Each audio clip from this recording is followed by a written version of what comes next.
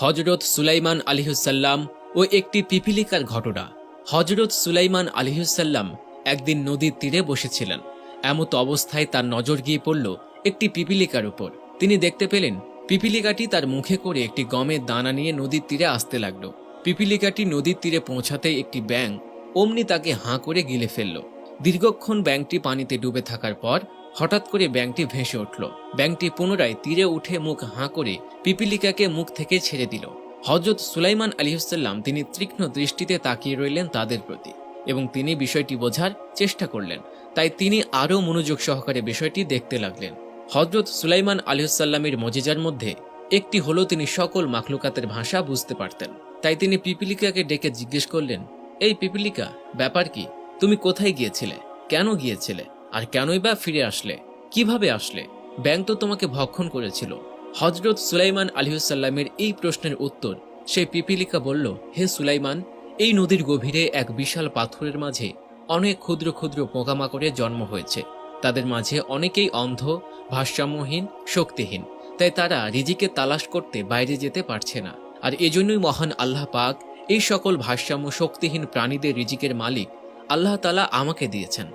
কিন্তু এই নদীর গভীর পর্যন্ত গিয়ে তাদের কাছে খাবার পৌঁছাতে আমি অক্ষম। তাই আল্লাহ তাআলা আমাকে ব্যাঙের মুখের ভেতর করে নিরাপদ সফরের মাধ্যমে তাদের নিকট আমাকে পৌঁছায়।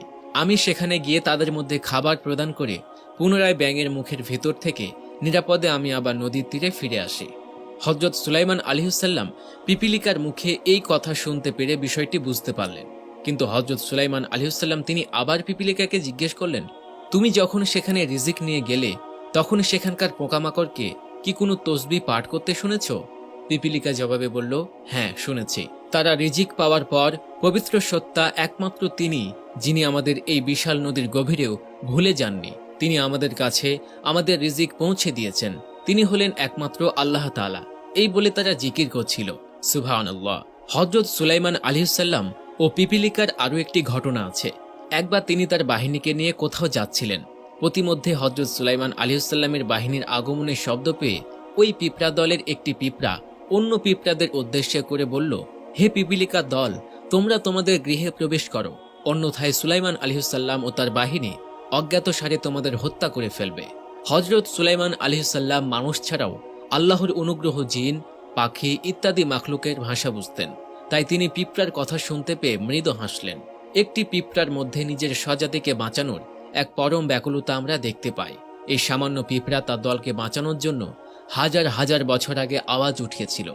তার এই কথাই আল্লাহ তাআলা এত পছন্দ করেছিল যে তিনি পবিত্র কুরআনের সূরা নামুল নামে একটি সূরা অবতীর্ণ করলেন। আর এই সূরার 17 থেকে 19 নম্বর আয়াতে এই ঘটনার বর্ণনা আছে।